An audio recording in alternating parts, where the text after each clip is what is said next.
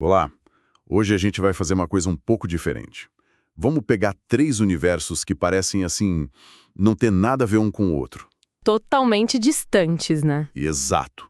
O mundo dos computadores, as regras das nossas relações pessoais e de negócios e o jeito como o governo organiza o próprio dinheiro. A ideia é mostrar como eles estão, na verdade, totalmente interligados. É uma jornada que vai do clique do mouse até o cofre público, literalmente.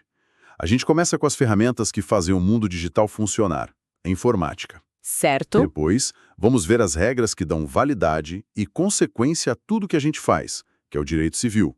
E, por fim, vamos entender como a maior de todas as entidades, o Estado, joga esse mesmo jogo com suas finanças. Entendi. Então vamos começar pela base, pelo alicerce de tudo isso, a tecnologia. O primeiro tópico é o 1.1, conceitos básicos de hardware e software. Isso. E quando a gente fala disso, sempre vem aquela divisão clássica, né? O hardware é a parte física, O que a gente pode chutar. exato, e o software é a parte lógica, as instruções. Mas, para ficar mais claro, pensa num violão e numa partitura. O violão é o hardware, ele tem todo o potencial, a madeira, as cordas. Mas não faz nada sozinho. Nada. A partitura, que é o software, é que dá as instruções, que transforma aquele potencial em música de verdade. E o que é interessante hoje é que o software está ficando tão poderoso que ele está engolindo o hardware. Funções que antes precisavam de uma peça específica, hoje um programa resolve. Perfeito. E no hardware, o grande gargalo hoje, em dia, nem é mais o cérebro, a CPU.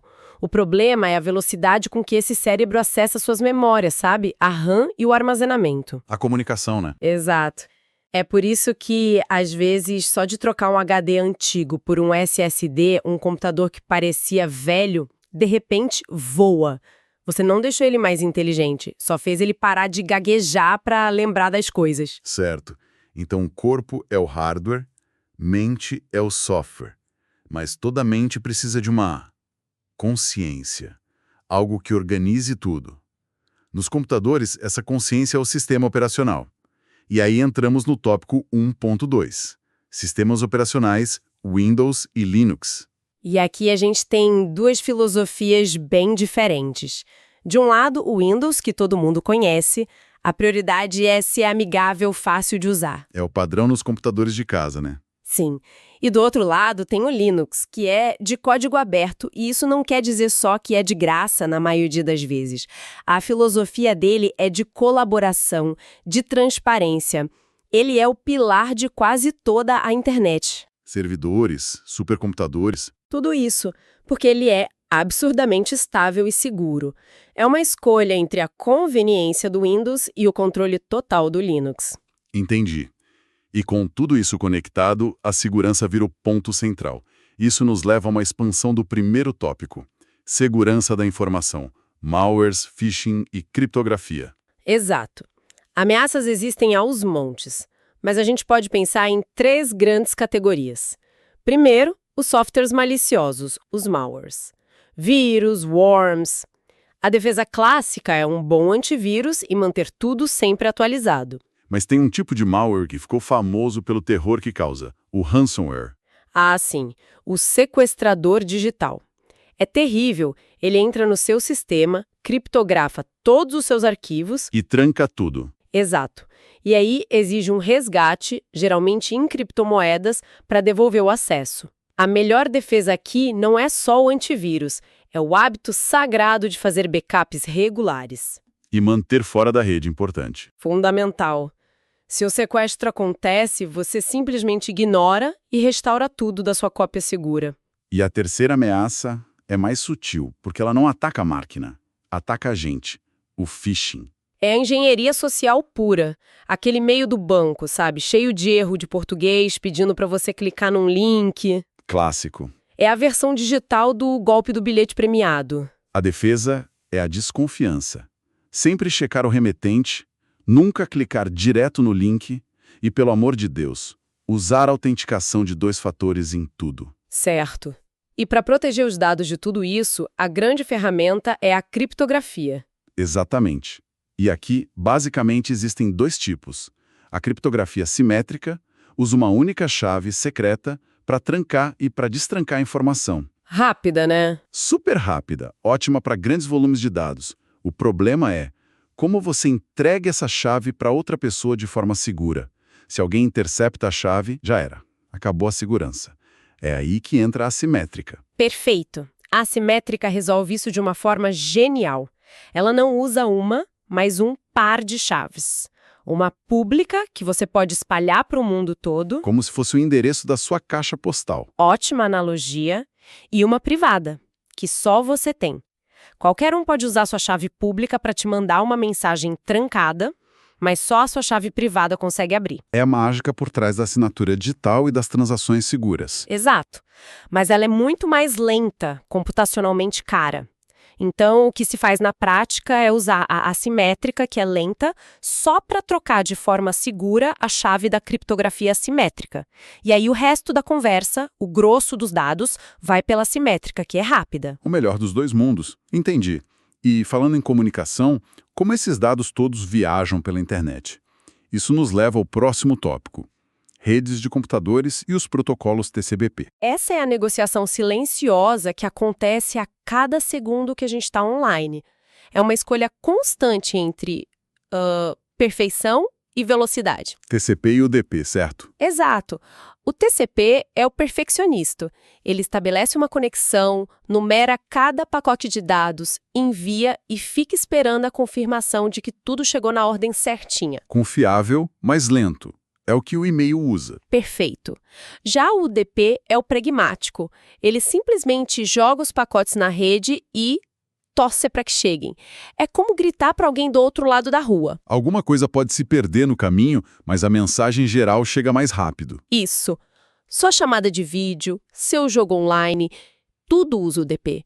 É melhor a imagem falhar por um microsegundo do que a chamada inteira travar para esperar um pacote perdido lá atrás. Faz todo sentido. Então, para resumir esse primeiro bloco, a gente tem uma infraestrutura física, o hardware, que ganha vida com instruções, o software. Tudo isso é gerenciado por uma consciência, o sistema operacional, e se comunica numa negociação entre confiabilidade e velocidade, protegido por camadas de criptografia.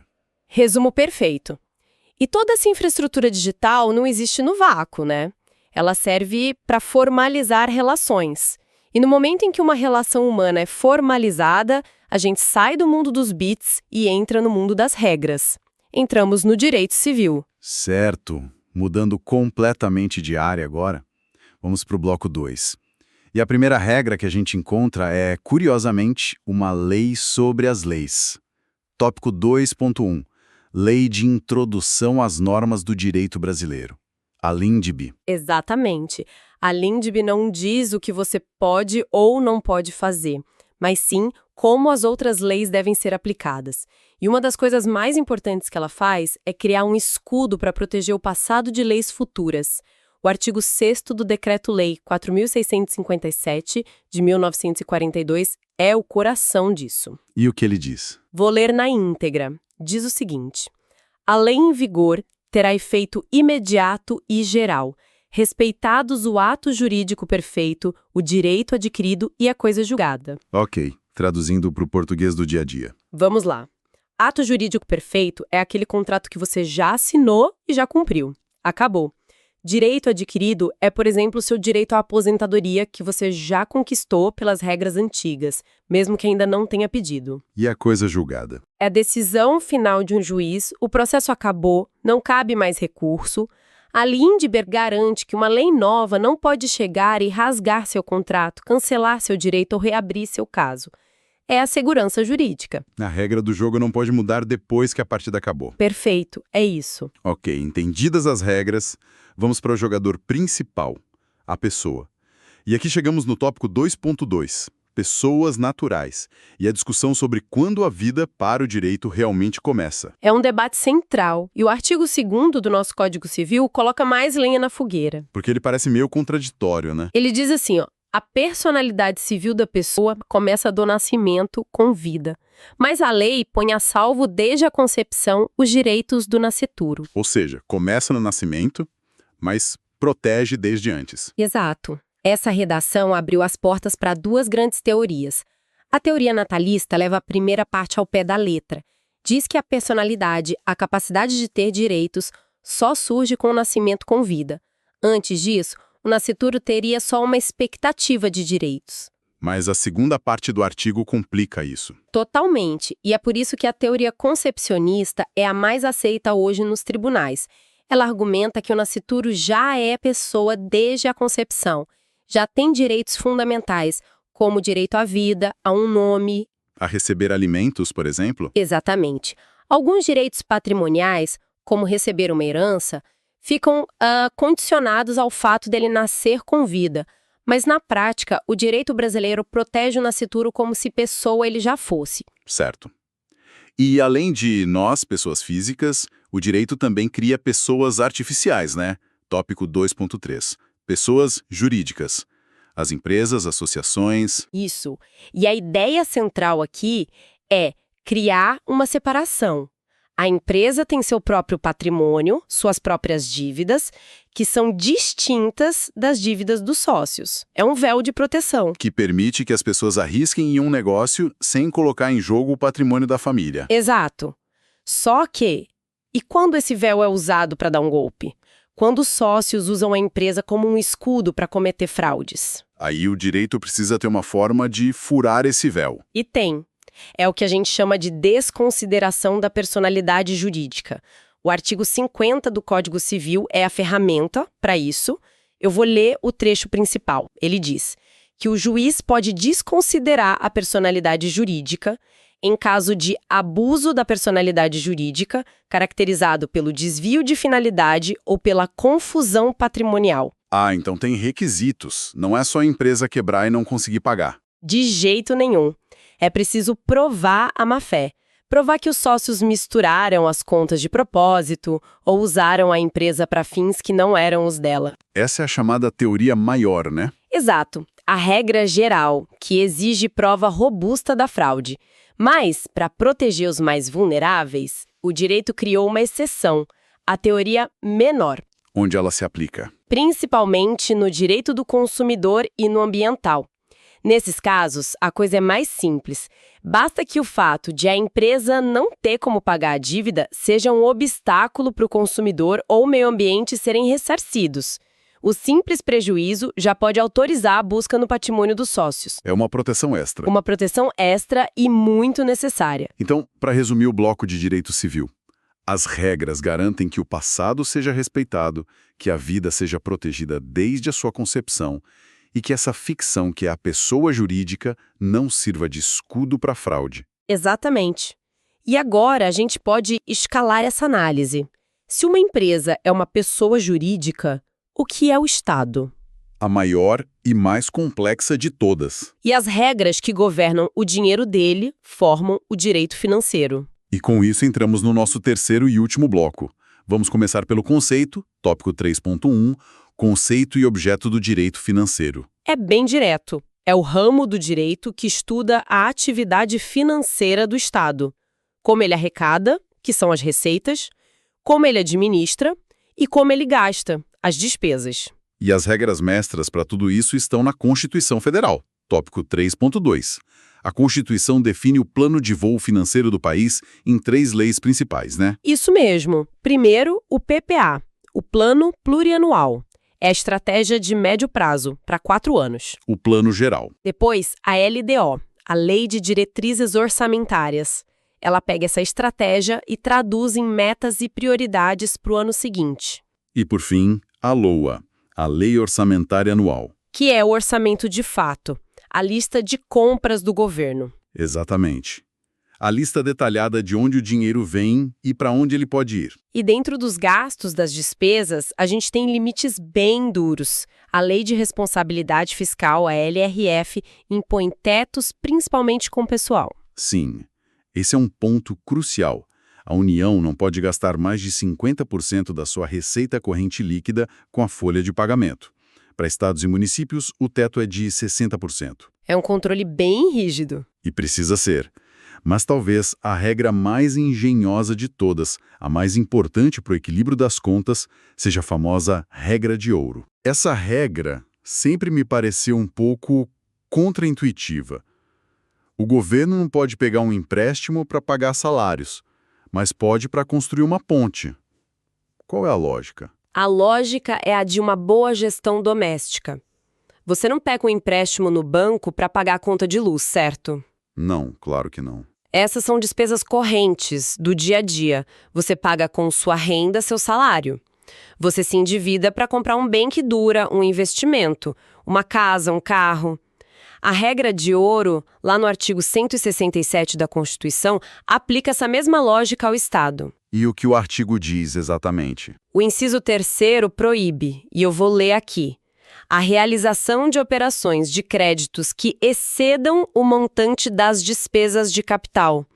Traduzindo, o valor total que o governo pega emprestado em um ano não pode ser maior do que o valor que ele gasta com investimentos neste mesmo ano. A ideia é proibir que o governo se endivide hoje para pagar as contas de amanhã, jogando a conta para frente. Exatamente essa a ideia. Mas e se o orçamento do ano não for suficiente?